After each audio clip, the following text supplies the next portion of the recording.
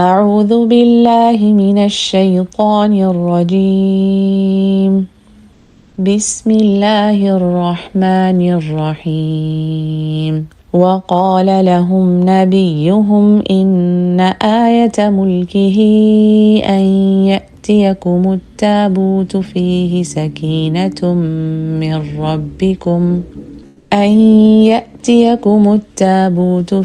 سكينة من ربكم وبقية مما ترك آل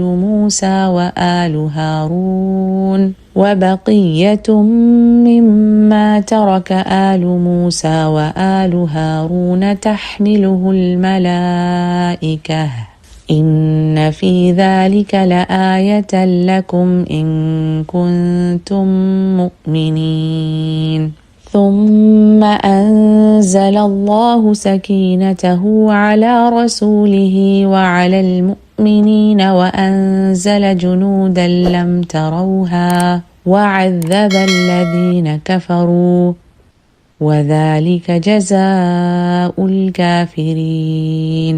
إلا تنصروه فقد نصره الله إذ أخرجه الذين كفروا ثاني اثنين إذ هما في الغار إذ يقول لصاحبه لا تحزن إن الله معنا فأنزل الله سكينته عليه وأيده بجنود لم تروها وجعل كلمة الذين كفروا السفلى وكلمة الله هي العليا والله عزيز حكيم. هو الذي أنزل السكينة في قلوب المؤمنين ليزدادوا إيمانا مع إيمانهم ولله جنود السماوات والأرض وكان الله عليما حكيما. لقد رضي الله عن المؤمنين إذ يبايعونك تحت الشجرة فعلم ما في قلوبهم فأنزل السكينة عليهم وأثابهم فتحا قريبا. إذ جعل الذين كفروا في قلوبهم الحمية حمية الجاهلية فأنزل الله سكينته على رسوله وعلى المؤمنين وألزمهم كلمة التقوى وكانوا أحق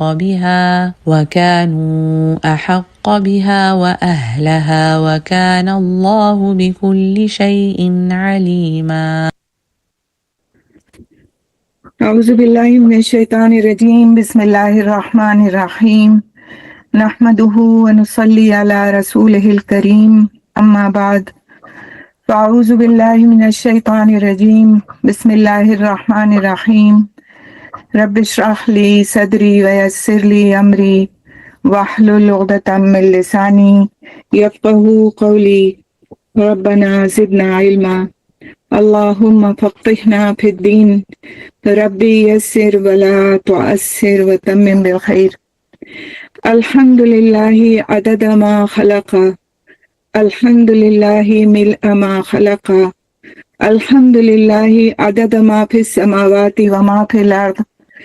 الحمد لله عدد ما أحصى كتابه والحمد لله على ما أحصى كتابه والحمد لله عدد كل شيء والحمد لله ملء كل شيء.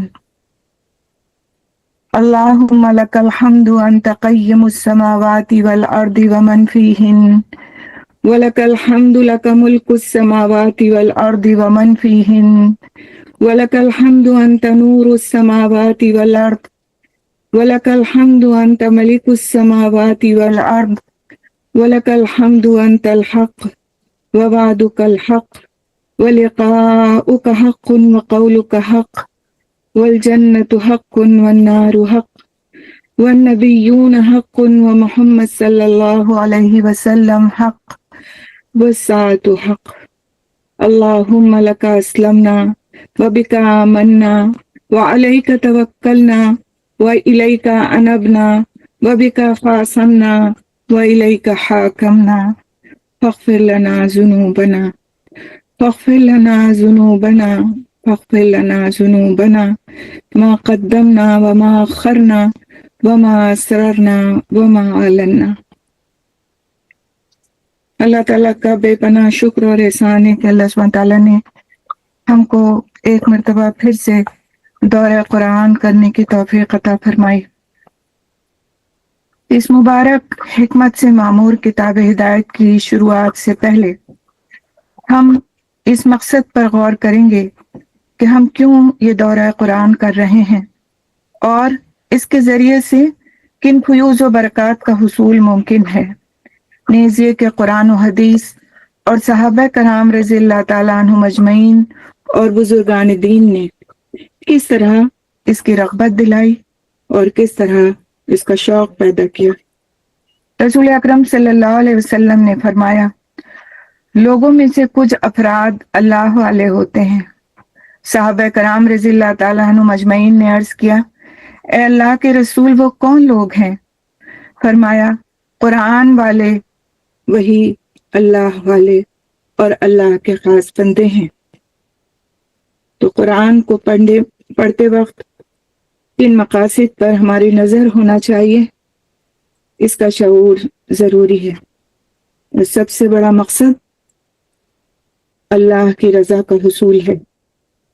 اس کو پڑھنے سے سوچ بیدار ہوتی ہے، ذہن کو غذا ملتی ہے، عبرت کی نگاہ ملتی ہے اور قلب کو ایک نئی زندگی ملتی ہے۔ یہ کتاب خالق کا تعارف کرواتی ہے، مخلوق کے بارے میں سمجھاتی ہے کہ اس کے ساتھ ہمارا معاملہ کیسا ہونا چاہیے۔ یہ کتاب اللہ سے ملاقات کا ذریعہ ہے، اللہ سے بات کرنے کا طریقہ ہے۔ اس کتاب سے وہ ایمان پیدا ہوتا ہے جس کے ذریعے دل میں اللہ کی محبت پیدا ہو جاتی ہے۔ یہ ایسی محبت پیدا کرنے کا باعث ہے، ذریعہ ہے کہ جس سے دل تڑپ اٹھتا ہے اور خالق کائنات ساری مخلوق سے بڑھ کر ہمارے دل میں جگہ بنا لیتا ہے۔ اور یہی اصل مقصد اور مطلب ہے، کیونکہ جب واقعی انسان کے قلب و ذہن میں اپنے رب کی عظمت و جلال، اس کی محبت اور اس کا خوف سب چیزوں سے بڑھ کر ہوتا ہے، تبھی اس میں مطلوبہ عاجزی پیدا ہوتی ہے، اس کا تکبر ٹوٹ جاتا ہے، وہ اپنے رب کے آگے جھکتا چلا جاتا ہے اور ربانی یعنی رب والا بن جاتا ہے۔ اللہ ہم سب کو اس مقصد کے حصول سے سرفراز فرمائے۔ سیدنا عثمان رضی اللہ تعالیٰ عنہ فرماتے ہیں کہ نبی کریم صلی اللہ علیہ وسلم نے فرمایا، تم میں سب سے بہتر وہ ہے جو قرآن سیکھے اور اس کی تعلیم دے۔ سورہ فاطر کی آیت نمبر 29 میں اللہ سبحانہ تعالیٰ فرماتے ہیں، ان الذین یتلون کتاب اللہ واقاموا الصلاۃ وانفقوا مما رزقناہم سرا وعلانیہ یرجون تجارتا لن تبور۔ بے شک جو لوگ اللہ کی کتاب پڑھتے ہیں اور انہوں نے نماز قائم کی اور جو کچھ ہم نے انہیں دیا اس میں سے پوشیدہ اور ظاہر انہوں نے خرچ کیا، وہ ایسی تجارت کی امید رکھتے ہیں جو کبھی برباد نہیں ہوگی۔ سیدنا عبداللہ رضی اللہ تعالیٰ عنہ سے روایت ہے، وہ فرماتے ہیں کہ جو یہ پسند کرتا ہے، جو یہ بات پسند کرتا ہے کہ وہ یہ جانے کہ وہ اللہ تعالیٰ اور اس کے رسول سے کتنی محبت کرتا ہے، تو چاہیے کہ وہ دیکھے کہ اگر وہ قرآن سے محبت کرتا ہو تو وہ اللہ اور اس کے رسول سے محبت کرتا ہوگا۔ سیدنا ابن مسعود رضی اللہ تعالیٰ عنہ فرماتے ہیں، جس میں یہ تین باتیں پائی جاتی ہوں اللہ سبحانہ تعالیٰ اور اس کے دل کو، جس میں یہ تین باتیں پائی جاتی ہوں اللہ سبحانہ تعالیٰ اس کے دل کو ایمان سے بھر دیتا ہے۔ پہلی بات عالم کی صحبت اختیار کرنا، دوسری بات قرآن کی تلاوت کرنا، اور تیسری بات روزے رکھنا۔ سورۃ اسراء کی آیت نمبر 9 میں اللہ سبحانہ تعالیٰ فرماتے ہیں، ان ھذا القرآن یہدی للتی ہی اقوم ویبشر المؤمنین الذین یعملون الصالحات ان لهم اجرا کبیرا۔ یقیناً یہ قرآن وہ راستہ دکھاتا ہے جو بہت ہی سیدھا ہے، اور ایمان والوں کو جو نیک اعمال کرتے ہیں اس بات کی خوشخبری دیتا ہے کہ ان کے لیے بہت بڑا اجر ہے، اور انشاءاللہ اسی اجر کے طلبگار بن کر، اسی خوشخبری کے خواستگار بن کر، اسی سیدھے راستے کے لیے دعا کرتے ہوئے ہم انشاءاللہ اپنے دورہ قرآن کی ابتدا کریں گے۔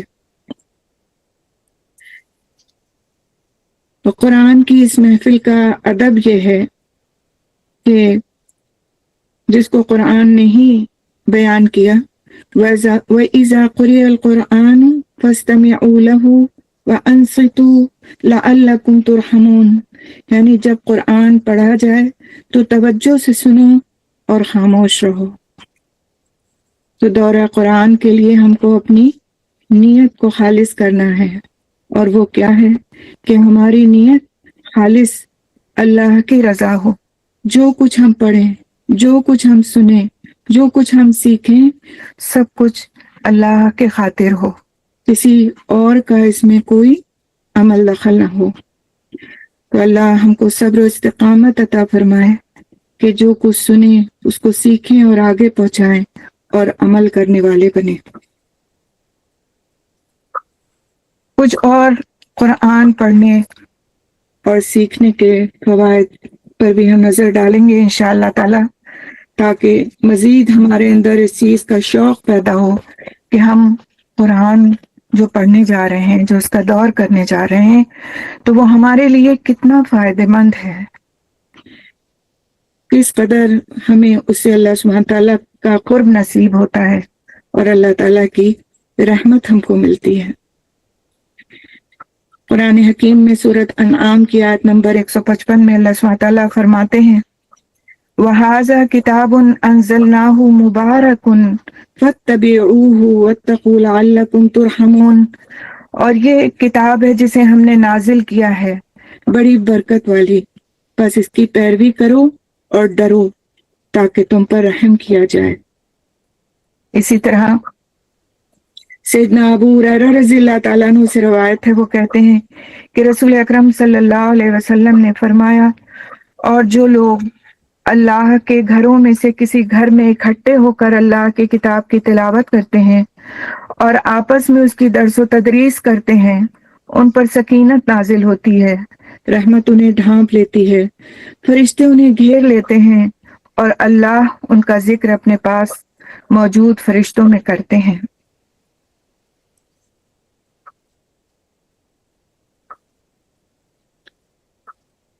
سیدنا ابو ذر رضی اللہ تعالیٰ عنہ سے روایت ہے، وہ کہتے ہیں کہ آپ صلی اللہ علیہ وسلم نے فرمایا، قرآن کی تلاوت اور اللہ عز و جل کے ذکر کو لازم کر لو، کیونکہ یہ آسمان میں تمہارے لیے ذکر کا باعث اور زمین میں تمہارے لیے نور کا سبب ہوگا۔ اسی طرح سیدنا کعب رضی اللہ تعالیٰ عنہ بیان فرماتے ہیں کہ قرآن کو لازم پکڑ لو، کیونکہ وہ عقل کی تیزی، حکمت کی روشنی اور علم کا سرچشمہ ہے، اور رحمان کی طرف سے نازل ہونے والی کتابوں میں سب سے نئی کتاب ہے۔ اللہ نے تورات میں یہ بات فرمائی ہے، اے محمد میں تم پر جدید تورات نازل کروں گا جو اندھی آنکھوں، بہرے کانوں اور غفلت میں پڑے ہوئے دلوں کو کھول دے گی، یعنی قرآن۔ محمد بن کعب رضی اللہ تعالیٰ عنہ فرماتے ہیں کہ جو قرآن پڑھتا ہے وہ عقل سے سرفراز رہتا ہے، چاہے وہ 200 سال تک پہنچ جائے، یعنی چاہے اس کی عمر 200 سال بھی ہو جائے، لیکن اللہ سبحانہ تعالیٰ اس کی عقل کو زائل نہیں فرماتے۔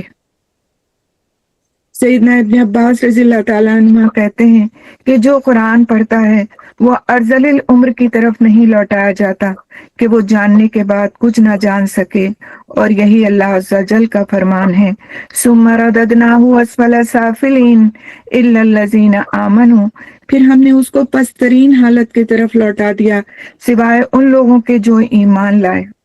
انہوں نے فرمایا سوائے ان لوگوں کے جنہوں نے قرآن پڑھا۔ اسی طرح سے قرآن حکیم میں سورۃ طٰہٰ کی آیت نمبر 123 میں اللہ سبحانہ تعالیٰ فرماتے ہیں وَمَنِ اتَّبَعَ هُدَايَ فَلَا يَضِلُّ وَلَا يَشْقَىٰ، تو جو میری ہدایت کی پیروی کرے گا تو وہ نہ گمراہ ہوگا اور نہ وہ مصیبت میں پڑے گا۔ اور اس کے بارے میں سیدنا ابن عباس رضی اللہ تعالیٰ عنہ نے فرمایا کہ اللہ تعالیٰ نے قرآن پڑھنے والے اور اس پر عمل کرنے والے کے لیے ضمانت دی ہے کہ وہ دنیا میں گمراہ نہیں ہوگا اور آخرت میں محروم نہیں ہوگا۔ اور پھر اس آیت کی تلاوت کی۔ امام مالک رحمۃ اللہ علیہ سے روایت ہے کہ انہیں یہ بات پہنچی کہ رسول اکرم صلی اللہ علیہ وسلم نے فرمایا، میں تم میں دو چیزیں چھوڑے جا رہا ہوں، جب تک ان دونوں کو مضبوطی سے تھام کر رکھو گے تم ہرگز گمراہ نہیں ہوگے، ایک اللہ کی کتاب اور دوسری اس کے نبی کی سنت۔ سیدنا عبداللہ رضی اللہ تعالیٰ عنہ کہتے ہیں کہ اس راستے پر، یعنی سیدھے راستے پر جہاں آمد و رفت رہتی ہے، یہاں شیاطین آتے ہیں اور پکار کر کہتے ہیں، اے اللہ کے بندے اس دوسرے راستے پر آ جاؤ، بس تم اللہ کی رسی کو مضبوطی سے تھام لو، بے شک اللہ کی رسی قرآن ہے۔ شیخ الاسلام ابن تیمیہ رحمۃ اللہ علیہ کہتے ہیں، بس بے شک جب انسان قرآن پڑھتا ہے اور اس میں غور و فکر کرتا ہے تو یہ ان قوی اسباب میں سے ایک سبب ہے کہ جو اسے نافرمانیوں یا ان میں سے بعض سے روکنے والا ہے۔ اسی طرح امام ابراہیم مقدسی رحمۃ اللہ علیہ اپنے شاگرد عباس بن عبد الدائم رحمۃ اللہ علیہ کو وصیت کیا کرتے تھے کہ قرآن کی کثرت سے تلاوت کرو اور اسے ترک نہ کرو، تو تم جو طلب کرنا چاہتے ہو وہ تمہارے لیے اتنا ہی آسان ہو جائے گا جتنی تم قرأت کرو گے۔ ابن قیم رحمۃ اللہ علیہ فرماتے ہیں، کسی بھی بندے کے لیے اس کی دنیا اور آخرت اور نجات سے قریب کرنے والی کوئی چیز قرآن میں تدبر، اس میں طویل غور و فکر کرنے اور اپنی سوچ کو اس کی آیات کے معنی پر مرکوز کرنے سے زیادہ نفع مند نہیں ہے۔ اسی طرح سیدنا عبداللہ بن عمر رضی اللہ تعالیٰ عنہ فرماتے ہیں کہ میں نے رسول اکرم صلی اللہ علیہ وسلم کو فرماتے ہوئے سنا، حسد یعنی رشک صرف دو آدمیوں پر کیا جا سکتا ہے، ایک وہ جسے اللہ سبحانہ تعالیٰ نے قرآن کا علم دیا اور وہ رات کی گھڑیوں میں اس کے ذریعے سے قیام کرتا ہے، اور دوسرا وہ جسے اللہ نے مال دیا اور وہ اس سے دن رات صدقہ کرتا رہتا ہے۔ ابن باز رحمۃ اللہ علیہ کہتے ہیں کہ قاعدہ یہ ہے کہ قرآن کی تلاوت باقی اذکار سے افضل ہے، سوائے ان اوقات کے جو اذکار کے لیے خاص کیے گئے ہیں، جیسا کہ نماز کے بعد کے اذکار اور صبح و شام کے اذکار۔ سیدنا عبداللہ بن مسعود رضی اللہ تعالیٰ عنہ فرماتے ہیں کہ رسول اکرم صلی اللہ علیہ وسلم نے فرمایا، جس نے اللہ کی کتاب میں سے ایک حرف پڑھا اسے اس کے بدلے ایک نیکی دی جائے گی اور ہر نیکی کا ثواب 10 گنا ہے۔ میں نہیں کہتا کہ الف لام میم ایک حرف ہے، بلکہ الف ایک حرف ہے، لام ایک حرف ہے اور میم ایک حرف ہے۔ سیدنا ابو ہریرہ رضی اللہ تعالیٰ عنہ سے روایت ہے، وہ کہتے ہیں کہ رسول اکرم صلی اللہ علیہ وسلم نے فرمایا، کیا تم میں سے کوئی شخص یہ پسند کرتا ہے کہ جب وہ اپنے گھر واپس آئے تو اس میں 3 بڑی فربہ حاملہ اونٹنیاں موجود پائے؟ ہم نے عرض کیا جی ہاں۔ آپ صلی اللہ علیہ وسلم نے فرمایا، بس 3 آیات جنہیں تم میں سے کوئی شخص اپنی نماز میں پڑھتا ہے وہ اس کے لیے 3 بھاری بھرکم اور موٹی تازی حاملہ اونٹنیوں سے بہتر ہیں۔ اسی طرح سیدنا فضالہ بن عبید اور سیدنا تمیم داری رضی اللہ تعالیٰ عنہ نبی کریم صلی اللہ علیہ وسلم سے روایت کرتے ہیں کہ آپ صلی اللہ علیہ وسلم نے فرمایا، جس نے رات کے قیام میں 10 آیات تلاوت کی اس کے لیے اجر کا ڈھیر لکھا جاتا ہے، اور یہ ڈھیر دنیا اور جو کچھ اس میں ہے اس سے بہتر ہے۔ اور پھر جب قیامت کا دن ہوگا تو تمہارا رب عز و جل فرمائے گا، پڑھتا جا اور ہر آیت کے بدلے میں 1 درجہ چڑھتا جا، یہاں تک کہ جو سب سے آخری آیت اس کو یاد ہوگی اس تک پہنچ جائے گا۔ تب تیرا رب عز و جل بندے سے فرمائے گا، مٹھی بھرو۔ وہ بندہ اپنے ہاتھ کے اشارے سے کہے گا، اے رب تو خوب جانتا ہے کہ کیا بھروں؟ تو فرمائے گا، ایک ہاتھ میں ہمیشگی اور دوسرے میں نعمتیں بھر لو۔ سیدنا تمیم داری رضی اللہ تعالیٰ عنہ سے روایت ہے، وہ کہتے ہیں کہ رسول اکرم صلی اللہ علیہ وسلم نے فرمایا، جس نے رات کو 100 آیات پڑھی اس کے لیے ساری رات کا قیام لکھا جاتا ہے۔ سیدنا عبداللہ بن عمر بن عاص رضی اللہ تعالیٰ عنہ سے روایت ہے، وہ کہتے ہیں کہ رسول اکرم صلی اللہ علیہ وسلم نے فرمایا، جس شخص نے 10 آیتوں سے قیام کیا اس کو غافلوں میں نہیں لکھا جاتا، اور جو 100 آیتوں سے قیام کرے وہ فرما برداروں میں لکھا جاتا ہے، اور جو 1000 آیتوں سے قیام کرے وہ بے انتہا ثواب جمع کرنے والوں میں لکھا جاتا ہے۔ تو سبحان اللہ، قرآن کی یہ عظمت ہے، اور قرآن کے پڑھنے کے یہ فوائد ہیں جو دنیا میں انسان کو ملتے ہیں۔ ہم اب کچھ ایسے فوائد بھی دیکھیں گے انشاءاللہ تعالی جو بندے کو دنیا میں قرآن کی تلاوت کرنے اور پڑھنے کے نتیجے میں اخروی طور پر نصیب ہوں گے انشاءاللہ۔ سیدنا برآ بن عازب رضی اللہ تعالیٰ عنہ سے روایت ہے، وہ کہتے ہیں کہ رسول اکرم صلی اللہ علیہ وسلم نے فرمایا، جب لوگ پیٹ پھیر کر واپس جاتے ہیں تو وہ یعنی میت ان کے قدموں کی آہٹ سنتی ہے، جبکہ اس سے یہ پوچھا جا رہا ہوتا ہے کہ اے فلاں تیرا رب کون ہے، تیرا دین کیا ہے، اور تیرا نبی کون ہے؟ فرمایا، اور اس کے پاس 2 فرشتے آتے ہیں، پھر وہ اسے بٹھاتے ہیں اور اسے کہتے ہیں، من رب کا، تیرا رب کون ہے؟ تو وہ کہتا ہے، میرا رب اللہ ہے۔ پھر وہ اس سے پوچھتے ہیں، ما دین کا، تیرا دین کیا ہے؟ تو وہ کہتا ہے، دینی الاسلام، میرا دین اسلام ہے۔ پھر وہ اس سے پوچھتے ہیں، ما حاضر رجل الذی بعث فیکم، یہ آدمی کون ہے جو تم میں مبعوث کیا گیا تھا؟ تو وہ کہتا ہے، ہوا رسول اللہ صلی اللہ علیہ وسلم، وہ اللہ کے رسول ہیں۔ پھر وہ کہتے ہیں، وما یدری کا، تجھے کیسے علم ہوا؟ وہ کہتا ہے، قرأت کتاب اللہ فآمنت بہ وصدقت، میں نے اللہ کی کتاب پڑھی، میں اس پر ایمان لایا اور میں نے اس کی تصدیق کی۔ تو یہ کون کہے گا؟ جس نے اس دنیا میں اللہ کی کتاب پڑھی، اس کی سمجھ حاصل کی اور اس کے احکام پر عمل کیا۔ سیدنا ابو ہریرہ رضی اللہ تعالیٰ عنہ بیان فرماتے ہیں کہ آپ صلی اللہ علیہ وسلم نے فرمایا کہ آدمی کو جب اس کی قبر میں لایا جاتا ہے تو فرشتہ اس کے سر کی طرف سے عذاب دینے کے لیے آتا ہے، تو تلاوت قرآن اسے دور کر دیتی ہے۔ جب فرشتہ اس کے سامنے سے آتا ہے تو صدقہ اسے دھکیل دیتا ہے، اور جب اس کے پاؤں کی طرف سے آتا ہے تو مساجد کی طرف چل کر جانا اسے دور کر دیتا ہے، اور صبر رکاوٹ بن جاتا ہے۔ عبداللہ بن بریدہ رحمۃ اللہ علیہ اپنے والد سے روایت کرتے ہیں، وہ کہتے ہیں کہ رسول اکرم صلی اللہ علیہ وسلم نے فرمایا، قیامت کے دن قرآن ایسے مرد کی شکل میں آئے گا جس کے بال سفید ہوں گے، تو وہ اپنے پڑھنے والے سے کہے گا، میں وہی ہوں جس نے تجھے رات کو بیدار رکھا اور دن میں تجھے پیاسا رکھا۔ سیدنا ابو امامہ باہلی رضی اللہ تعالیٰ عنہ روایت کرتے ہیں، وہ کہتے ہیں کہ میں نے رسول اکرم صلی اللہ علیہ وسلم کو فرماتے ہوئے سنا، قرآن کی تلاوت کرو، بلا شبہ قیامت کے دن یہ اپنے ساتھیوں کی سفارش کے لیے آئے گا۔ سیدنا ابو امامہ رضی اللہ تعالیٰ عنہ سے روایت ہے، وہ کہتے ہیں کہ رسول اکرم صلی اللہ علیہ وسلم نے فرمایا، قرآن کو سیکھو کیونکہ قیامت کے دن اپنے پڑھنے والوں کی سفارش کرے گا۔ اسی طرح سیدنا ابو مالک اشعری رضی اللہ تعالیٰ عنہ سے روایت ہے، وہ کہتے ہیں کہ رسول اکرم صلی اللہ علیہ وسلم نے فرمایا، روز قیامت قرآن تیرے حق میں گواہی دے گا یا تیرے خلاف گواہی دے گا۔ سیدنا ابو ہریرہ رضی اللہ تعالیٰ عنہ سے روایت ہے کہ نبی کریم صلی اللہ علیہ وسلم نے فرمایا، قیامت کے دن قرآن آئے گا تو وہ کہے گا، اے میرے رب، اس قاری قرآن کو زیور پہنا دے، تو اس شخص کو عزت کا تاج پہنایا جائے گا۔ پھر وہ یعنی قرآن کہے گا، اے میرے رب، اس میں اضافہ فرما دیں، تو اس کو عزت کا لباس پہنایا جائے گا۔ پھر وہ یعنی قرآن کہے گا، اے میرے رب، اس سے راضی ہو جائیں، تو اللہ اس شخص سے راضی ہو جائے گا۔ پھر اس سے کہا جائے گا، قرآن پڑھتے جا اور چڑھتے جا، یعنی جنت کے درجات چڑھتے جا، ہر آیت کے ساتھ ایک نیکی بھی زیادہ کر دی جائے گی۔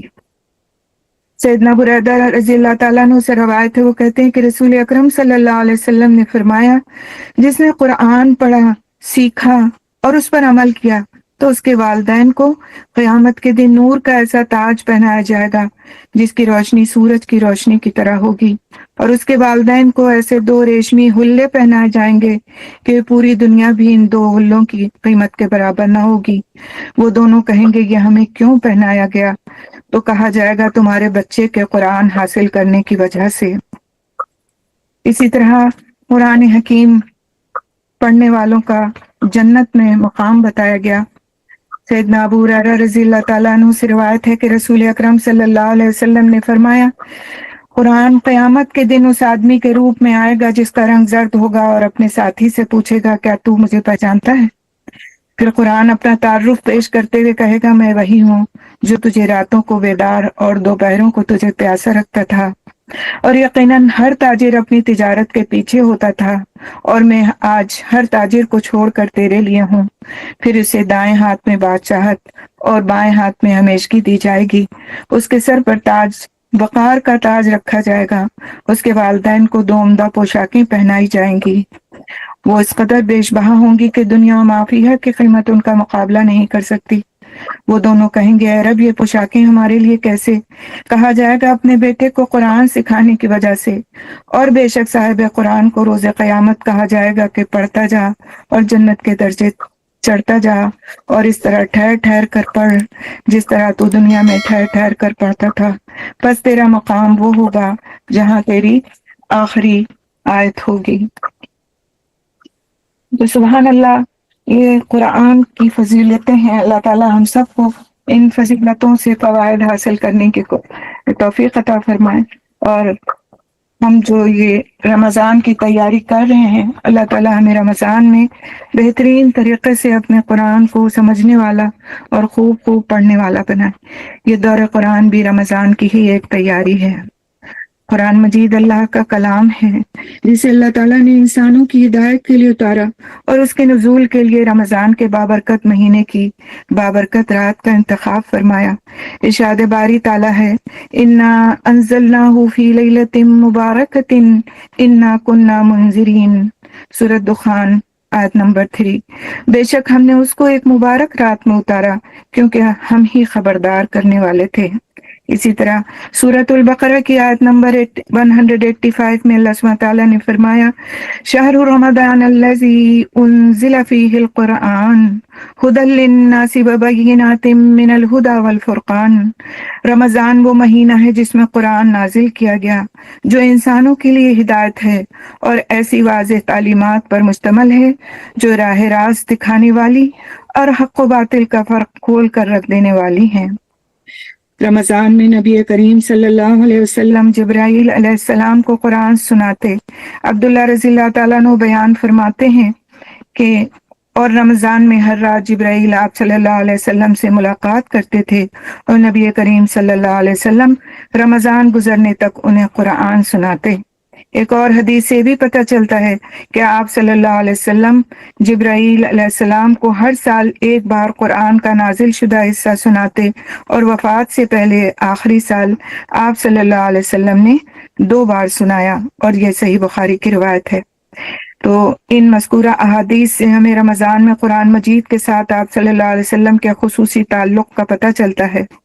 اس لیے ہمیں بھی اس بات کی کوشش کرنا ہے کہ اس بابرکت مہینے میں قرآن مجید کے ساتھ اپنے تعلق کو اپنی استطاعت سے بڑھ کر کے مضبوط کرنے کی کوشش کریں انشاءاللہ۔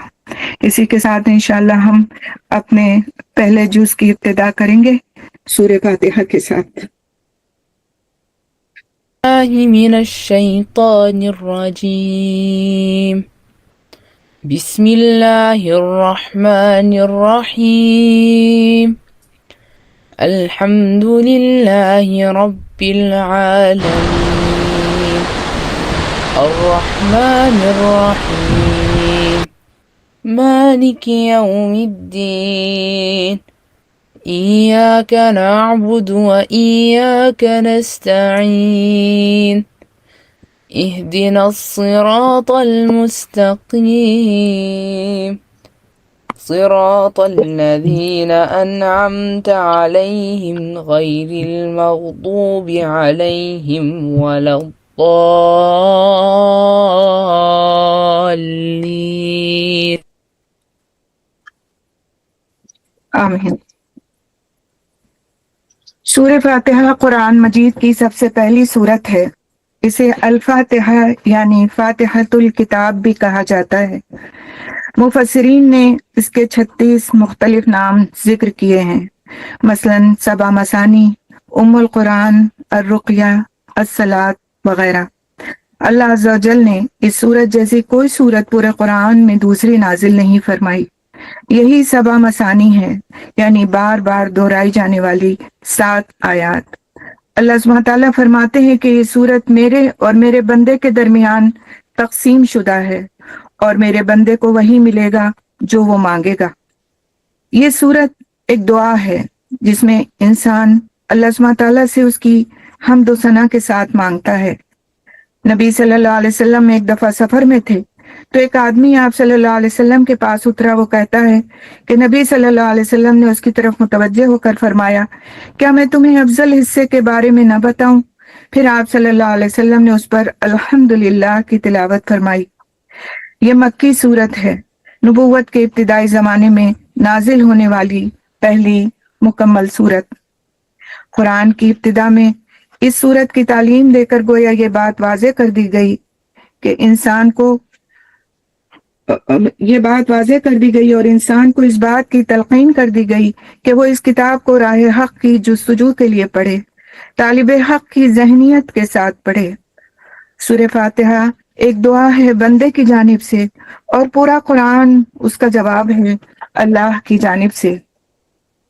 اعوذ باللہ من الشیطان الرجیم، سورہ نحل کی آیت نمبر 98 میں اللہ سبحانہ تعالیٰ فرماتے ہیں فَإِذَا قَرَأْتَ الْقُرْآنَ فَاسْتَعِذْ بِاللَّهِ، جب تم قرآن پڑھنے لگو تو شیطان رجیم سے اللہ کی پناہ مانگو۔ تو اعوذ باللہ من الشیطان الرجیم کا پڑھنا کیوں ہے؟ تاکہ شیطان کے وسوسوں سے پناہ مل جائے۔ بسم اللہ الرحمن الرحیم، ہمارا دین ہم کو یہ سکھاتا ہے کہ کاموں کی ابتدا اللہ کے نام کے ساتھ کی جائے، جس کی رحمت سب سے بڑھ کر اور دائمی ہے۔ اس عمل کے بہت سے فوائد میں سے 3 اہم فائدے یہ ہیں کہ آدمی بہت سے برے کاموں سے بچ جاتا ہے، کیونکہ اللہ کا نام لے کر کام کرنے کی عادت اسے ضرور یہ سوچنے پر مجبور کر دیتی ہے کہ کیا میں اس کام کی شروعات میں اللہ کا نام لینے میں حق بجانب ہوں۔ دوسرے کہ جائز اور صحیح کاموں کی ابتدا اللہ کے نام کے ساتھ کی جائے گی تو ذہن ٹھیک اور صحیح سمت میں ہی سوچے گا، وہ اپنے عمل کا آغاز صحیح ترین نقطے سے کرے گا۔ تیسرے یہ کہ اللہ کے نام سے آغاز ہوگا تو اللہ تعالیٰ کی نصرت اور تائید شامل حال ہوگی، اس کوشش میں برکت ڈالی جائے گی اور شیطان کے حربوں اور وسوسوں سے اس عمل کی حفاظت کی جائے گی۔ انشاءاللہ اسی امید اور دعا کے ساتھ ہم سورہ فاتحہ کے ترجمے سے دورہ قرآن کا آغاز کرتے ہیں۔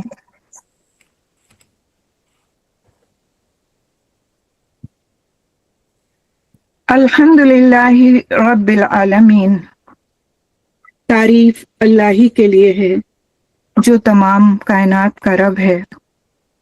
سورہ فاتحہ اصل میں تو ایک دعا ہے، لیکن دعا کی ابتدا اس ہستی کی تعریف سے کی جا رہی ہے جس سے ہم دعا مانگنا چاہتے ہیں۔ یہ گویا اس امر کی تعلیم ہے کہ دعا جب مانگو تو مہذب طریقے سے مانگو۔ یہ کوئی تہذیب نہیں کہ انسان منہ کھولتے ہی جھٹ اپنا مطلب پیش کر دے۔ تہذیب کا تقاضا یہ ہے کہ جس سے دعا کر رہے ہو پہلے اس کی خوبی کا، اس کے احسانات کا اور اس کے مرتبے کا اعتراف کرو۔ رب العالمین، الحمدللہ رب العالمین۔ تو تعریف ہم جس کی بھی کرتے ہیں 2 وجوہات سے کیا کرتے ہیں۔ ایک یہ کہ وہ بجائے خود حسن و خوبی اور کمال رکھتا ہو، قطع نظر اس سے کہ ہم پر اس کے ان فضائل کا کیا اثر ہے۔ دوسرے یہ کہ وہ ہمارا محسن ہو اور ہم اعتراف نعمت کے جذبے سے سرشار ہو کر اس کی خوبیاں بیان کریں۔ اللہ تعالیٰ کی تعریف ان دونوں حیثیتوں سے ہے۔ یہ ہماری قدر شناسی کا تقاضا بھی ہے اور احسان شناسی کا بھی کہ ہم اس کی تعریف میں ردب اللسان ہوں۔ اور بات صرف اتنی نہیں کہ تعریف اللہ کے لیے ہے، بلکہ صحیح یہ ہے کہ تعریف اللہ ہی کے لیے ہے۔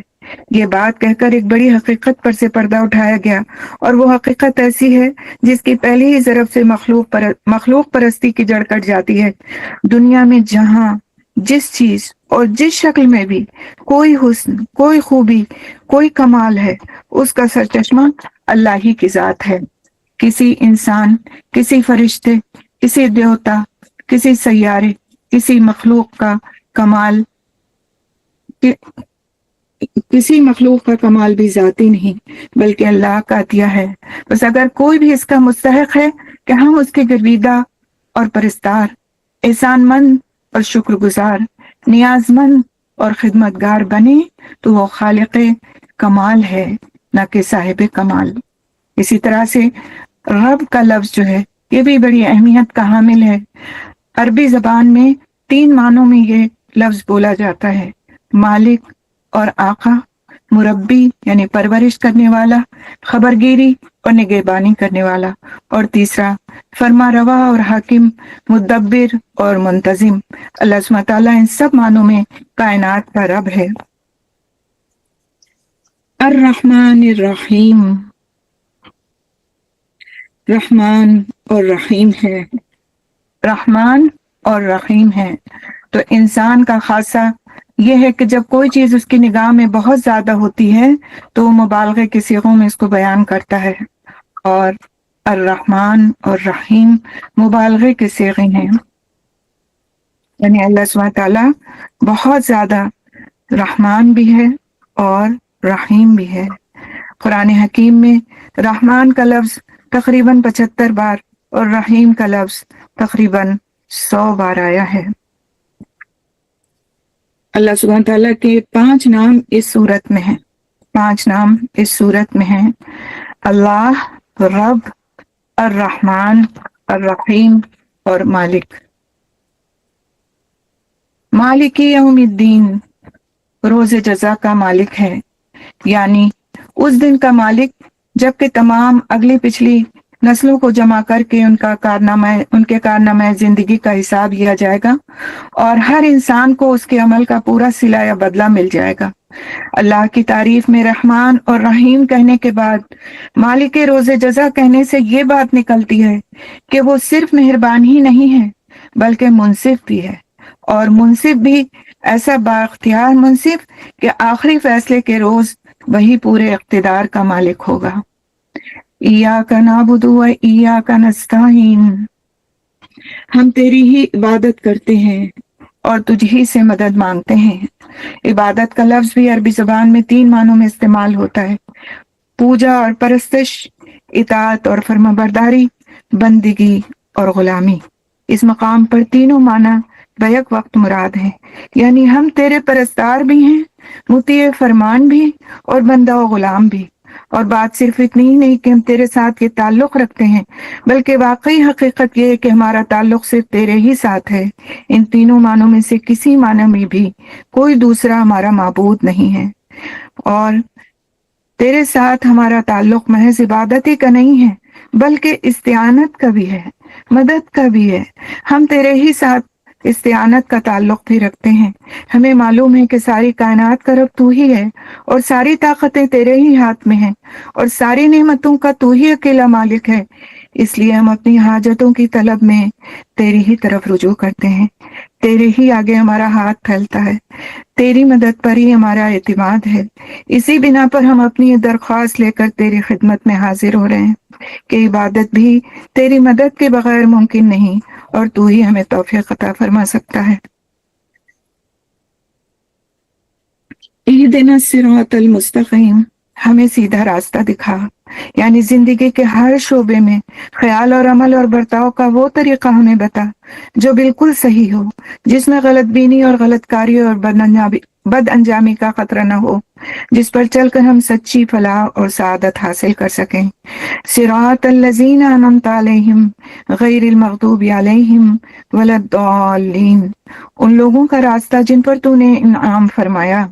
یہ اس سیدھے راستے کی تعریف ہے جس کا علم ہم اللہ تعالیٰ سے مانگ رہے ہیں، یعنی وہ راستہ جس پر ہمیشہ سے تیرے منظور نظر لوگ چلتے رہے ہیں، وہ بے خطا راستہ کہ قدیم ترین زمانے سے آج تک جو شخص اور جو گروہ بھی اس پر چلا وہ تیرے انعامات کا مستحق ہوا اور تیری نعمتوں سے مالا مال ہو کر رہا۔ یعنی انعام پانے والوں سے ہماری مراد وہ لوگ نہیں ہیں جو بظاہر عارضی طور پر تیری دنیاوی نعمتوں سے سرفراز تو ہوتے ہیں مگر دراصل وہ تیرے غضب کے مستحق ہوا کرتے ہیں اور وہ اپنی فلاح و سعادت کی راہ گم کیے ہوتے ہیں۔ تو یہ بات خود کھل کر سامنے آتی ہے کہ انعام سے مراد ہماری حقیقی اور پائیدار، ہمارے لیے جو انعامات حقیقی اور پائیدار ہیں وہ مراد ہیں، جو راست روی اور خدا کے خوشنودی کے نتیجے میں ملا کرتے ہیں، نہ کہ وہ عارضی اور نمائشی انعامات جو پہلے بھی فرعونوں اور نمرودوں اور قارونوں کو ملتے رہے اور آج بھی ہماری آنکھوں کے سامنے بڑے بڑے ظالموں اور بدکاروں اور گمراہوں کو ملے ہوئے ہیں۔ تو ایسے لوگوں کے راستے پر ہمیں نہ چلا، ہمیں ایسے لوگوں کے راستے پر چلا جن پر تو نے واقعی حقیقت میں انعام فرمایا، ان کو ہدایت عطا کی اور ان کو نیکی کے راستے پر چلنے کی توفیق دی، اور پھر ایسے لوگوں سے، ایسے راستے پر سے ہماری حفاظت فرما جو کس کا راستہ ہے، جو کن لوگوں کا راستہ ہے، جو ایسے لوگوں کا راستہ ہے جن پر تیرا غضب ہوا اور جو گمراہ ہوئے، ایسے لوگوں کے راستے سے ہمیں بچا لے، ایسے لوگ بھٹکے ہوئے لوگوں کے راستے پر چلنے سے ہماری حفاظت فرما۔ الحمدللہ سورہ فاتحہ ہم نے پڑھی، اللہ تعالیٰ سے دعا ہے کہ اللہ تعالیٰ ہمیں ہر وہ چیز عطا فرمائے جس کی اس صورت میں اللہ سبحانہ تعالیٰ نے ہمیں دعا مانگنا سکھائی، اور ہم نے اس کے حضور دعا کی، اور اللہ تعالیٰ سے ہم اس کی قبولیت کی تمنا کرتے ہوئے، اس کی قبولیت کی توفیق مانگتے ہوئے اپنی دوسری صورت، قرآن کی سب سے طویل صورت سورۃ البقرہ کا انشاءاللہ آغاز کرتے ہیں۔ اس صورت کا نام سورۃ البقرہ اس لیے ہے کہ اس میں ایک جگہ گائے کا ذکر آیا ہے۔ اس صورت کو بقرہ کہنے کا مطلب یہ نہیں ہے کہ اس میں گائے کے مسئلے پر بحث کی گئی ہے، بلکہ اس کا مطلب صرف یہ ہے کہ وہ صورت جس میں گائے کا ذکر آیا ہے۔ اس صورت کا بیشتر حصہ ہجرت مدینہ کے بعد مدنی زندگی کے بالکل ابتدائی دور میں نازل ہوا ہے، اور تھوڑا حصہ ایسا ہے جو بعد میں نازل ہوا اور مناسبت مضمون کے لحاظ سے اس میں شامل کر دیا گیا۔ اور یہ وہ صورت ہے کہ جس کی بہت زیادہ فضیلت بیان کی گئی، قرآن حکیم میں احادیث میں اس کی بہت زیادہ فضیلت آتی ہے۔ چنانچہ سورۃ البقرہ کی فضیلت میں فرمایا گیا کہ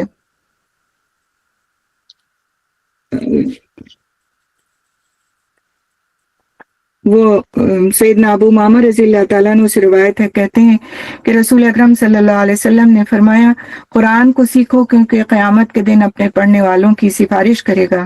دو روشن صورتیں یعنی سورۃ البقرہ اور سورۃ آل عمران کو سیکھو کیونکہ یہ دونوں صورتیں قیامت کے دن صائبانوں کی شکل یا پرندوں کی دو صف ٹولیوں کی شکل میں آئیں گی اور اپنے پڑھنے والوں کا دفاع کریں گی۔ سورۃ البقرہ سیکھو کیونکہ اس کی تعلیم باعث برکت اور اسے چھوڑنا باعث حسرت ہے۔ تو اللہ تعالیٰ نے یہ صورت ہمارے لیے ایک انعام کی شکل میں نازل کی، اور اس میں ہمیں وہ احکامات سکھائے جو ہمارے زندگی کے بہت سارے معاملات سے تعلق رکھتے ہیں، اور ہمیں وہ کچھ سکھاتے ہیں جو ہماری زندگی کے لیے زندگی کو سدھارنے کا باعث بن جائے۔ تو سورۃ البقرہ کے نزول کے وقت ان مختلف اقسام کے منافقین کے ظہور کی ابتدا تھی، اسی لیے اللہ تعالیٰ نے ان کی طرف صرف اجمالی اشارات فرمائے ہیں۔ بعد میں جتنی ان کی صفات اور حرکات نمایاں ہوتی گئیں، اسی قدر تفصیل کے ساتھ بعد کی صورتوں میں ہر قسم کے منافقین کے متعلق ان کی نوعیت کے لحاظ سے الگ الگ ہدایات بھیجی گئیں۔ اعوذ باللہ من الشیطان الرجیم، بسم اللہ الرحمن الرحیم، الف لام میم، الف لام میم، ذالک الکتاب لا ریب فیہ، ذالک الکتاب لا ریب فیہ، یہ اللہ کی کتاب ہے، اس میں کوئی شک نہیں۔ اس کا ایک سیدھا سادہ مطلب تو یہ ہے کہ بے شک یہ اللہ کی کتاب ہے، مگر ایک مطلب یہ بھی ہو سکتا ہے کہ یہ ایسی کتاب ہے جس میں شک کی کوئی بات نہیں ہے۔ یہ ایسی کتاب ہے جو سراسر علمی حقیقت پر مبنی ہے۔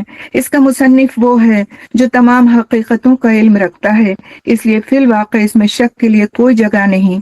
یہ دوسری بات ہے کہ انسان اپنی نادانی کی بنیاد پر اس کے بیانات میں شک کرے۔ ھدی للناس، ھدی للمتقین، یعنی یہ کتاب تو سراسر ہدایت اور رہنمائی ہے، مگر اس سے فائدہ اٹھانے کے لیے ضروری ہے کہ آدمی میں چند صفات پائی جاتی ہوں۔ ان میں سے اولین صفت یہ ہے کہ آدمی پرہیزگار ہو، ہدی للمتقین۔ اس میں سے اولین صفت یہ ہے کہ آدمی پرہیزگار ہو، متقی ہو، بھلائی اور برائی میں تمیز کرتا ہو، برائی سے بچنا چاہتا ہو، بھلائی کا طالب ہو اور اس پر عمل کرنے کا خواہش مند ہو۔ رہے وہ لوگ جو دنیا میں جانوروں کی طرح جیتے ہوں، جنہیں کبھی یہ فکر لاحق نہیں ہوتی کہ وہ جو کچھ کر رہے ہیں وہ صحیح بھی ہے یا نہیں، بس جدھر دنیا چل رہی ہو یا جدھر خواہش نفس دھکیل دے یا جدھر قدم اٹھ جائیں اسی طرف چل پڑتے ہوں، تو ایسے لوگوں کے لیے قرآن میں کوئی رہنمائی نہیں ہے۔ الذین یؤمنون بالغیب ویقیمون الصلاة ومما رزقناہم ینفقون، جو غیب پر ایمان لاتے ہیں، نماز قائم کرتے ہیں، جو رزق ہم نے ان کو دیا ہے اس میں سے خرچ کرتے ہیں، جو کتاب تم پر نازل کی گئی ہے یعنی قرآن، اور جو کتابیں تم سے پہلے نازل کی گئی تھیں ان سب پر ایمان لاتے ہیں اور آخرت پر یقین رکھتے ہیں، ایسے لوگ اپنے رب کی طرف سے راہ راست پر ہیں اور وہی فلاح پانے والے ہیں۔ دوسرا جو آیت نمبر 3 میں بتائی گئی بات کہ یہ قرآن سے فائدہ اٹھانے، اس قرآن سے فائدہ اٹھانے کے لیے دوسری شرط کیا ہے کہ غیب پر ایمان لایا جائے، اور غیب سے مراد وہ حقیقتیں ہیں جو انسان کے حواس سے پوشیدہ ہیں اور کبھی براہ راست انسانوں کے تجربے و مشاہدے میں نہیں آتی، مثلا خدا کی ذات و صفات، ملائکہ، وحی، جنت اور دوزخ وغیرہ۔ تو ان حقیقتوں کو بغیر دیکھے ماننا اور ان پر اعتماد کرنا، جبکہ نبی صلی اللہ علیہ وسلم نے ان کی ہم کو خبر دے دی ہے، ایمان بالغیب ہے۔ اس آیت کا مطلب یہ ہے کہ جو شخص ان غیر محسوس حقیقتوں کو ماننے کے لیے تیار ہو، صرف وہی قرآن کی رہنمائی سے فائدہ اٹھا سکتا ہے۔ رہا وہ شخص جو ہر چیز کو دیکھنے، چکھنے، سونگھنے کی شرط لگائے اور جو کہے کہ میں کسی ایسی چیز کو نہیں مان سکتا جو ناپی تولی نہ جا سکتی ہو، تو وہ اس کتاب سے ہدایت نہیں پا سکتا۔ تیسری شرط اس میں کیا رکھی گئی؟ نماز، جو نماز قائم کرتے ہیں۔ اس کا مطلب یہ کہ جو لوگ صرف مان کر بیٹھ جانے والے ہوں وہ قرآن سے فائدہ نہیں اٹھا سکتے۔ اس سے فائدہ اٹھانے کے لیے ضروری کہ آدمی ایمان لانے کے بعد فوراً ہی عملی اطاعت کے لیے آمادہ ہو جائے، اور عملی اطاعت کی اولین علامت اور دائمی علامت نماز ہے۔ بس ترک نماز دراصل ترک اطاعت ہے، اور ظاہر بات ہے کہ جو شخص کسی کی ہدایت پر کاربند ہونے کے لیے تیاری نہ ہو، اس کے لیے ہدایت دینا اور نہ دینا یکساں ہے۔ اس کے بعد فرمایا گیا جو رزق ہم نے ان کو دیا ہے اس میں سے خرچ کرتے ہیں، یعنی یہ قرآن کی رہنمائی سے فائدہ اٹھانے کی چوتھی شرط ہے کہ آدمی تنگ دل نہ ہو، زرپرست نہ ہو، اس کے مال میں خدا اور اس کے بندوں کے جو حقوق مقرر کیے جائیں انہیں ادا کرنے کے لیے تیار ہو، جس چیز پر ایمان لایا ہے اس کی خاطر مالی قربانی کرنے سے بھی دریغ نہ کرے۔ اور پھر پانچویں شرط کہ آدمی ان کتابوں کو برحق تسلیم کرے جو واقعی اللہ تعالیٰ کے ذریعے سے، وحی کے ذریعے سے اللہ سبحانہ تعالیٰ نے محمد صلی اللہ علیہ وسلم اور ان سے پہلے کے انبیاء پر مختلف زمانوں اور ملکوں میں نازل کی۔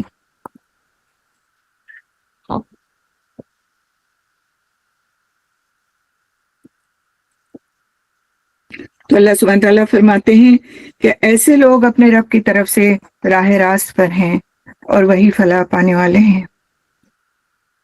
تو جو چھٹی شرط ہے اس میں آخرت، یہ ایک جامع لفظ ہے، آخرت پر ایمان لانے والے ہیں، یہ چھٹی جو شرط ہے اس میں، تو یہ آخرت ایک بہت جامع لفظ ہے جس کا اطلاق بہت سے عقائد کے مجموعے پر ہوتا ہے، اور اس میں کون کون سا عقیدہ شامل ہے؟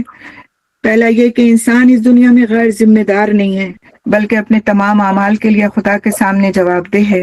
دوسرا یہ کہ دنیا کا موجودہ نظام ابدی نہیں ہے بلکہ ایک وقت پر جسے صرف اللہ جانتا ہے اس دنیا کا خاتمہ ہو جائے گا۔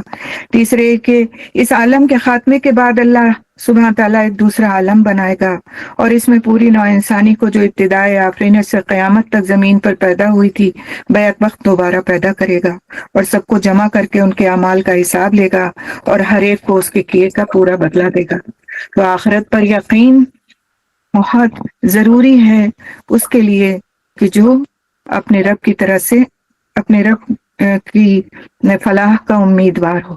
اور اس کے لیے ہمیں دیکھنا کیا ہے، کیا یہ ساری صفات میرے اندر موجود ہیں، یا ان میں سے کوئی صفت ایسی ہے جو مفلحین کے لیے ضروری بتائی گئیں، ان میں کوئی صفت ایسی تو نہیں ہے جس میں شک میں مبتلا ہوں، شبے میں مبتلا ہوں، جس پر میرا پورا یقین نہ ہو.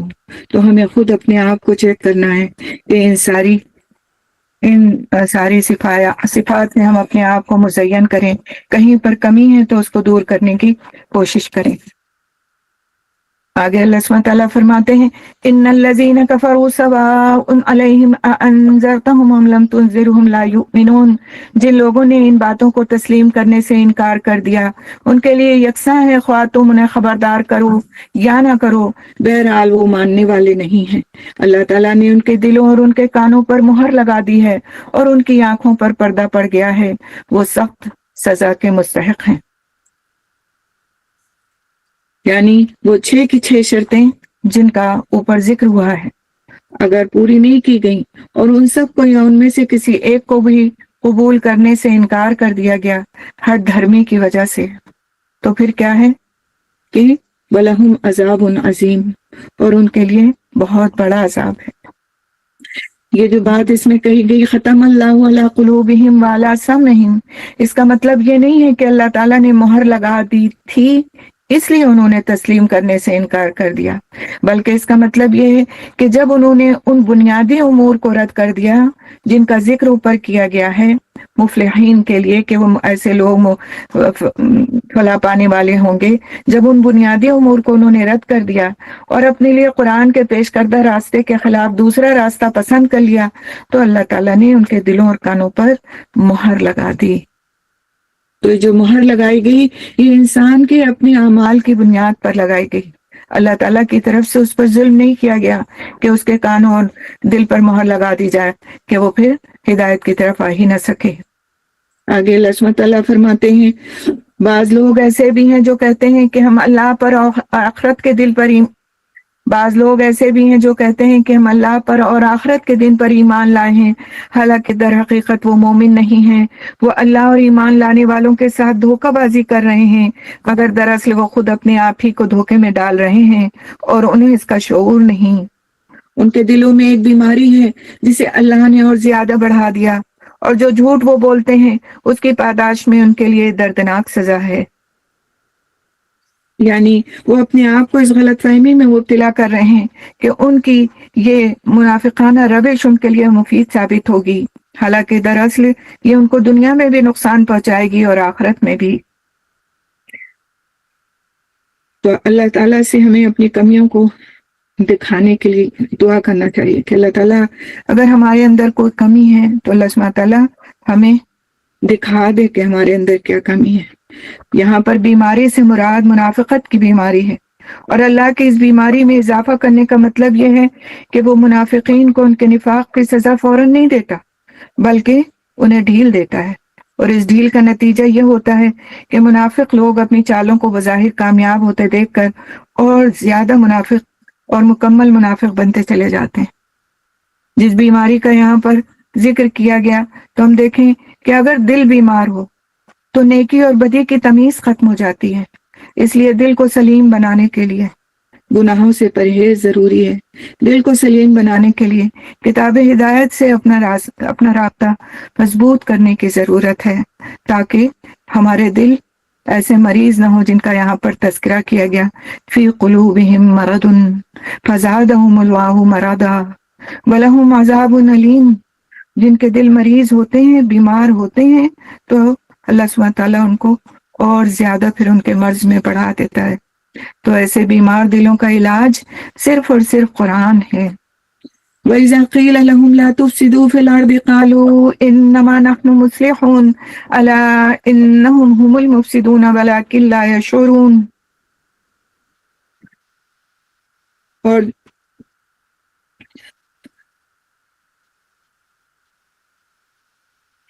جب ان سے کہا گیا کہ زمین میں فساد برپا نہ کرو تو انہوں نے یہی کہا کہ ہم تو اصلاح کرنے والے ہیں. خبردار، حقیقت میں یہی لوگ مفسد ہیں مگر انہیں شعور نہیں ہے. اور جب ان سے کہا گیا کہ جس طرح دوسرے لوگ ایمان لائے ہیں اسی طرح تم بھی ایمان لاؤ، تو انہوں نے یہی جواب دیا کہ ہم بے وقوفوں کی طرح ایمان لائیں، کیا ہم بے وقوفوں کی طرح ایمان لائیں؟ خبردار، حقیقت میں تو یہ خود بے وقوف ہیں مگر یہ جانتے نہیں ہیں۔ جب یہ اہل ایمان سے ملتے ہیں تو کہتے ہیں کہ ہم ایمان لائے، اور جب علیحدگی میں اپنے شیطانوں سے ملتے ہیں تو کہتے ہیں کہ اصل میں تو ہم تمہارے ساتھ ہیں اور ان لوگوں سے محض مذاق کر رہے ہیں۔ اللہ ان سے مذاق کر رہا ہے، وہ ان کی رسی دراز کیے جاتا ہے اور یہ اپنی سرکشی میں اندھوں کی طرح بھٹکتے چلے جاتے ہیں۔ یعنی جس طرح تمہاری قوم کے دوسرے لوگ سچائی اور خلوص کے ساتھ مسلمان ہوئے ہیں، اسی طرح اگر تم بھی اسلام قبول کرتے ہو تو ایمانداری کے ساتھ سچے دل سے قبول کرو۔ صحابہ کرام رضی اللہ تعالیٰ عنہ مجمعین جیسے ایمان کا تقاضا اور یہاں پر کیا جا رہا ہے اور ان کے بارے میں پڑھنا بہت ضروری ہے۔ تو ایسے لوگ اپنے نزدیک ان لوگوں کو بیوقوف سمجھتے تھے، یعنی جو منافق تھے وہ اپنے نزدیک ان لوگوں کو بیوقوف سمجھتے تھے جو سچائی کے ساتھ اسلام قبول کر کے اپنے آپ کو تکلیفوں اور مشقتوں اور خطرات میں مبتلا کر رہے تھے۔ ان کی رائے میں یہ سراسر احمقانہ فعل تھا کہ محض حق اور راستی کی خاطر تمام ملک کی دشمنی مول لے لی جائے۔ ان کے خیال میں عقل مندی یہ تھی کہ آدمی حق اور باطل کی بحث میں نہ پڑے بلکہ ہر معاملے میں صرف اپنے مفاد کو دیکھے۔ تو شیطان جو ہے وَإِذَا خَلَوْا إِلَىٰ شَيَاطِينِهِمْ، تو شیطان عربی زبان میں سرکش، متمرد اور شوریدہ سر کو کہتے ہیں۔ انسان اور جن دونوں کے لیے لفظ استعمال ہوا ہے۔ تو اگرچہ قرآن میں یہ لفظ زیادہ تر شیاطین جن کے لیے آیا ہے، لیکن بعض مقامات پر شیطان صفت انسانوں کے لیے بھی استعمال کیا گیا ہے، اور یہ بات سیاق و سباق سے واضح ہو جاتی ہے۔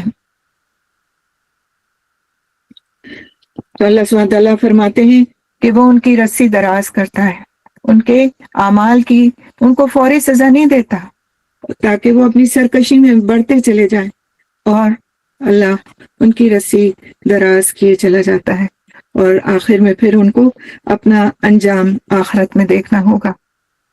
اولئک الذین اشتروا الضلالۃ بالہدی، یہ وہ لوگ ہیں جنہوں نے ہدایت کے بدلے گمراہی خرید لی، مگر یہ سودا ان کے لیے نفع بخش نہیں ہے اور یہ ہرگز صحیح راستے پر نہیں ہے۔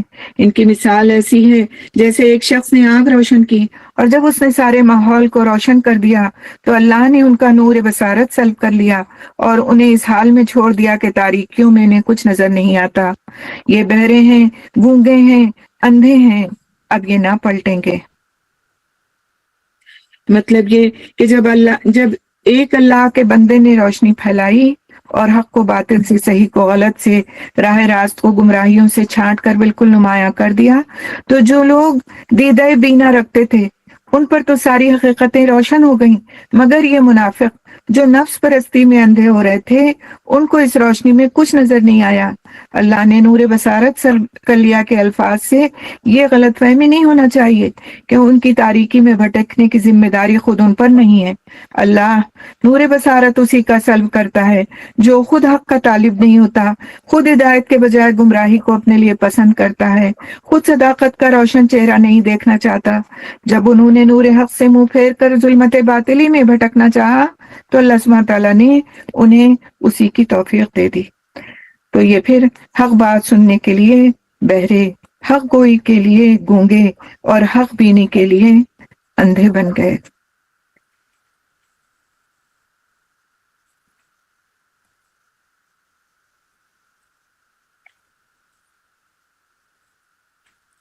آگے اللہ سبحانہ تعالیٰ ایک دوسری مثال بیان فرماتے ہیں، او کصیب من السماء فیہ ظلمات ورعد وبرق یجعلون اصابعهم فی آذانهم من الصواعق حذر الموت واللہ محیط بالکافرین یکاد البرق یخطف ابصارهم كلما اضاء لهم مشوا فیہ واذا اظلم علیہم قاموا وَلَوْ شَاءَ اللَّهُ لَذَهَبَ بِسَمْعِهِمْ وَأَبْصَارِهِمْ إِنَّ اللَّهَ عَلَى كُلِّ شَيْءٍ قَدِيرٌ۔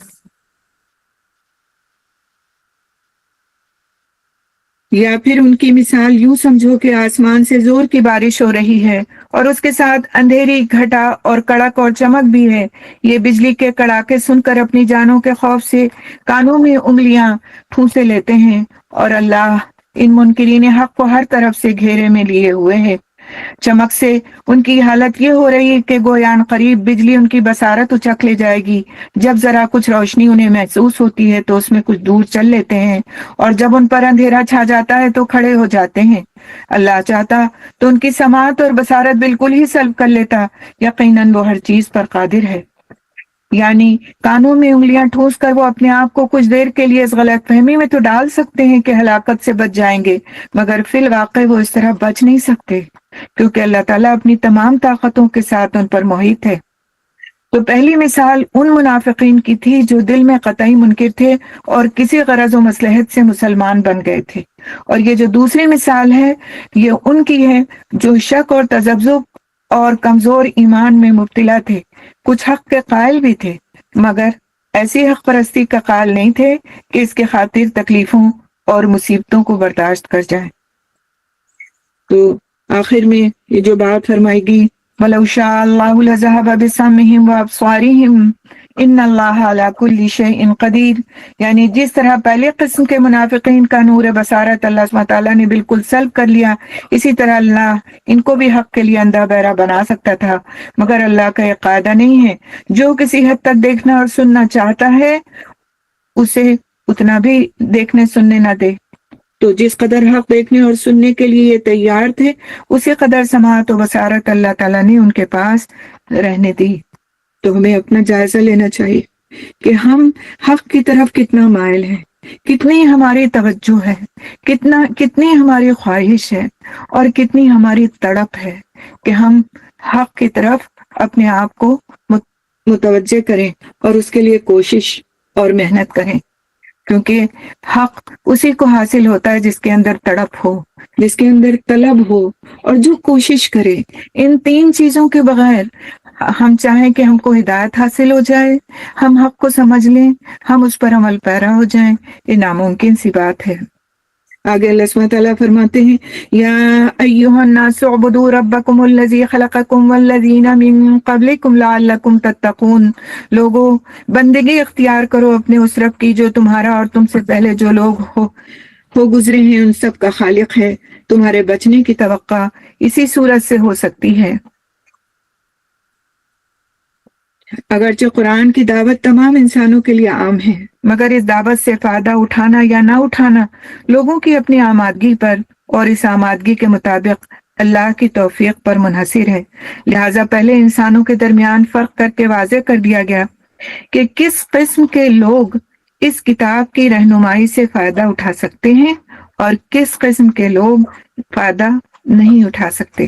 اس کے بعد اب تمام نوع انسانی کے سامنے وہ اصل بات پیش کی جاتی ہے جس کی طرف بلانے کے لیے قرآن آیا ہے، یعنی دنیا میں غلط بینی اور غلط کاری سے اور آخرت میں خدا کے عذاب سے بچنے کی توقع اسی صورت میں ہو سکتی ہے کہ اپنے رب کی بندگی اختیار کی جائے۔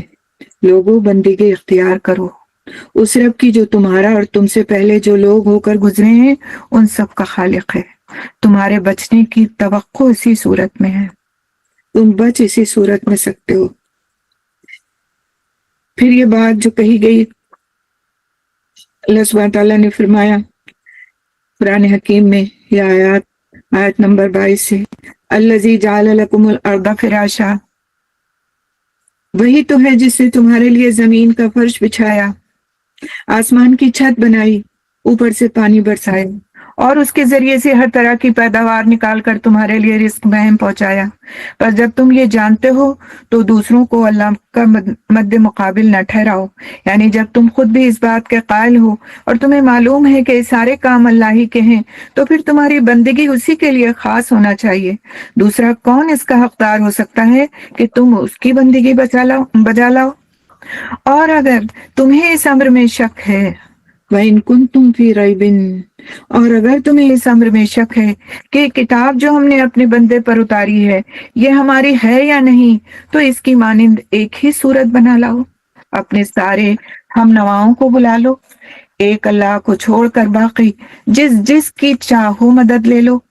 اگر تم سچے ہو تو یہ کام کر کے دکھاؤ، لیکن اگر تم نے ایسا نہ کیا اور یقیناً کبھی نہیں کر سکتے تو ڈرو اس آگ سے جس کا ایندھن بنیں گے انسان اور پتھر، جو مہیا کی گئی ہے منکرین حق کے لیے۔ اللہ سبحانہ تعالیٰ ہم سب کو محفوظ فرما دے اس ایندھن کے بننے سے، جو انسان اور پتھر جس کا ایندھن بنے گے، اس آگ سے اللہ تعالیٰ ہم سب کو محفوظ فرما لے۔ تو اس سے پہلے مکے میں کئی بار یہ چیلنج دیا جا چکا تھا کہ اگر تم اس قرآن کو انسان کی تصنیف سمجھتے ہو تو اس کی مانند کی کوئی کلام تصنیف کر کے دکھاؤ، اور اب مدینے پہنچ کر پھر اس کا اعادہ کیا جا رہا ہے کہ اگر تم کر سکتے ہو تو ایسا کر کے دکھاؤ۔ اسی طرح سے اس میں یہ لطیف اشارہ بھی موجود ہے کہ وہاں صرف تم ہی دوزخ کا ایندھن نہیں بنو گے، بلکہ تمہارے وہ بت بھی تمہارے ساتھ وہاں موجود ہوں گے جنہیں تم نے اپنا معبود و مسجود بنا رکھا ہے، اور اس وقت تمہیں خود معلوم ہو جائے گا کہ خدائی میں یہ کتنا دخل رکھتے تھے۔ آگے اللہ سبحانہ تعالیٰ فرماتے ہیں وَبَشِّرِ الَّذِينَ آمَنُوا وَعَمِلُوا الصَّالِحَاتِ أَنَّ لَهُمْ جَنَّاتٍ تَجْرِي مِن تَحْتِهَا الْأَنْهَارُ، اور اے پیغمبر صلی اللہ علیہ وسلم، جو لوگ اس کتاب پر ایمان لے آئیں، اب دیکھیں خوشخبری ہے، اور اے پیغمبر صلی اللہ علیہ وسلم، جو لوگ اس کتاب پر ایمان لے آئیں اور اس کے مطابق اپنے عمل درست کر لیں، انہیں خوشخبری دے دو کہ ان کے لیے ایسے باغ ہیں جن کے نیچے نہریں بہتی ہوں گی۔ اللہم اجعلنا منہم، اے اللہ تعالیٰ ہم سب کو ان میں سے بنا دے، جن کے نیچے نہریں بہتی ہوں گی۔ ان باغوں کے پھل صورت میں دنیا کے پھلوں سے ملتے جلتے ہوں گے۔ جب کوئی پھل انہیں کھانے کو دیا جائے گا تو وہ کہیں گے ایسے ہی پھل اس سے پہلے دنیا میں ہم کو دیے جاتے تھے۔ ان کے لیے وہاں پاکیزہ بیویاں ہوں گی اور وہ وہاں ہمیشہ رہیں گے۔ ان اللہ لا یستحی ان یضرب مثلا ما بعودۃ فما فوقها، ہاں اللہ اس سے ہرگز نہیں شرماتا کہ مچھر یا اس سے بھی حقیر تر کسی چیز کی تمثیلیں دے۔ جو لوگ حق بات کو قبول کرنے والے ہیں وہ انہی تمثیلوں کو دیکھ کر جان لیتے ہیں کہ یہ حق ہے جو ان کے رب کی طرف سے آیا ہے، اور جو ماننے والے نہیں ہیں وہ انہیں سن کر کہنے لگتے ہیں کہ ایسی تمثیلوں سے اللہ کو کیا سروکار۔ اس طرح اللہ ایک ہی بات سے بہتوں کو گمراہی میں مبتلا کر دیتا ہے اور بہتوں کو راہ راست دکھا دیتا ہے۔ تو یہاں ایک اعتراض کا ذکر کیے بغیر اس کا جواب دیا گیا ہے کہ قرآن میں متعدد مقامات پر توضیح کے لیے، وضاحت کے لیے مکڑی، مکھی، مچھر وغیرہ کی جو مثالیں دی گئی ہیں ان پر مخالفین کو اعتراض تھا کہ ایک ایسا کلام الہی ہے جس میں ایسی حقیر چیزوں کی مثالیں ہیں۔ وہ کہتے تھے کہ اگر یہ اللہ کا کلام ہوتا تو اس میں ایسی باتیں نہیں ہوتی۔ تو اللہ سبحانہ تعالیٰ فرماتے ہیں کہ جو لوگ حق بات کو قبول کرنے والے ہیں وہ انہی تمثیلوں کو دیکھ کر جان لیتے ہیں کہ یہ حق ہے جو ان کے رب کی طرف سے آیا ہے۔ یعنی جو لوگ بات کو سمجھنا نہیں چاہتے، حقیقت کی جستجو نہیں رکھتے، ان کی نگاہیں تو بس ظاہری الفاظ میں ہی اٹک کر رہ جاتی ہیں اور وہ ان چیزوں سے الٹے نتائج نکال کر حق سے اور زیادہ دور چلے جاتے ہیں۔ برعکس اس کے جو خود حقیقت کے طالب ہیں اور صحیح بصیرت رکھتے ہیں ان کو انہی باتوں میں حکمت کے جوہر نظر آتے ہیں، اور ان کا دل گواہی دیتا ہے کہ ایسی حکیمانہ باتیں اللہ ہی کی طرف سے ہو سکتی ہیں۔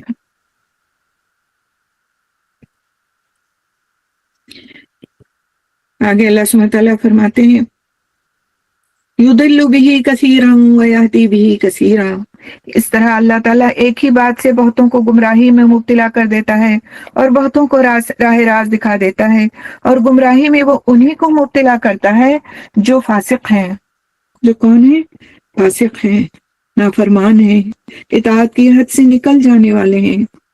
اور کیا ہے ان کے اندر، ان کی اور کیا صفت ہے؟ اللہ کے عہد کو مضبوط باندھ لینے کے بعد توڑ دیتے ہیں۔ اللہ نے جسے جوڑنے کا حکم دیا ہے اسے کاٹتے ہیں اور زمین میں فساد برپا کرتے ہیں۔ حقیقت میں یہی لوگ نقصان اٹھانے والے ہیں۔ یعنی بادشاہ اپنے ملازموں اور رعایا کے نام جو فرمان یا ہدایات جاری کرتا ہے ان کو عربی محاورے میں عہد سے تعبیر کیا جاتا ہے، کیونکہ اس کی تعمیل رعایا پر واجب ہوتی ہے۔ یہاں عہد کا لفظ اسی معنی میں استعمال ہوا ہے۔ اللہ تعالیٰ کے عہد سے مراد اس کا وہ مستقل فرمان ہے جس کی روح سے تمام نوع انسانی صرف اسی کی بندگی، اطاعت اور پرستش کرنے پر مامور ہے۔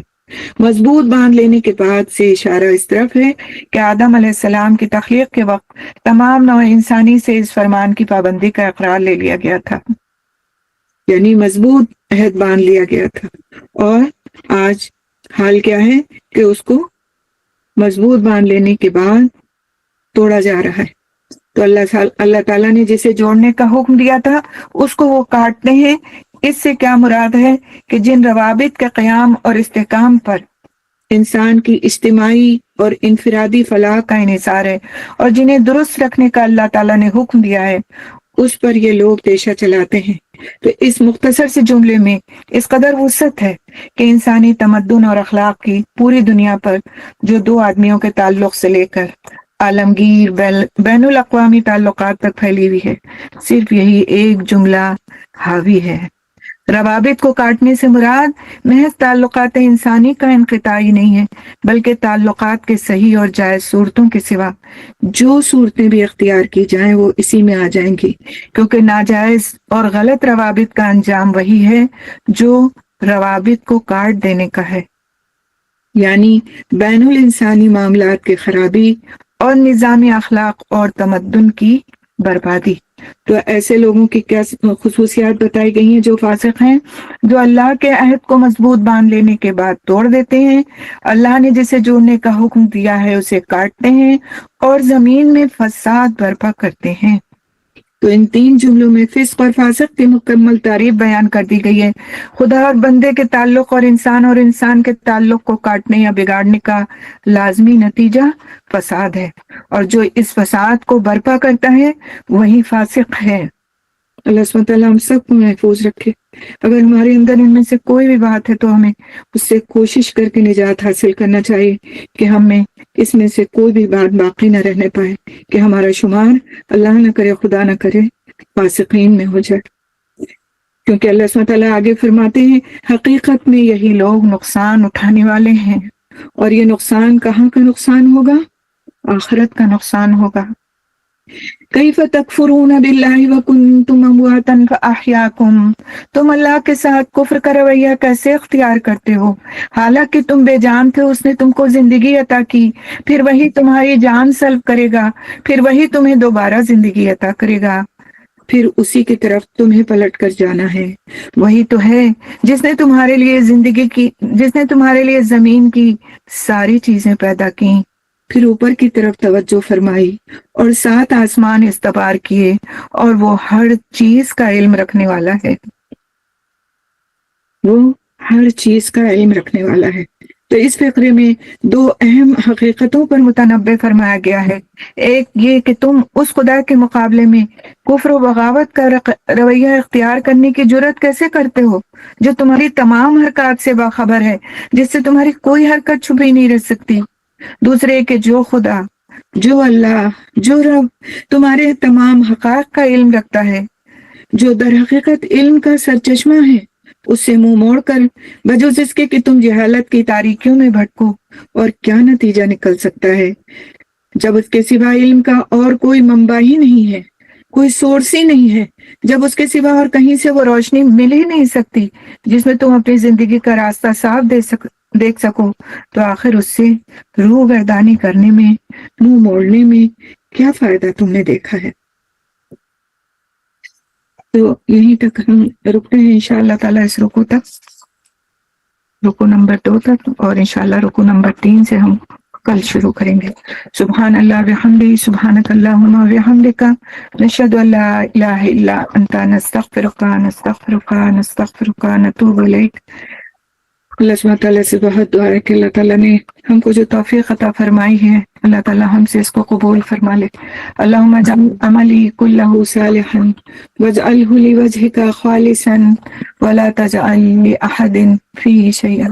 اے اللہ میرے ہر عمل کو صالح بنا دے اور اسے اپنے چہرے کے لیے خالص کر لے اور اس میں کسی ایک کے لیے بھی کوئی حصہ نہ رکھ۔ آمین ثم آمین۔ السلام علیکم ورحمۃ اللہ وبرکاتہ۔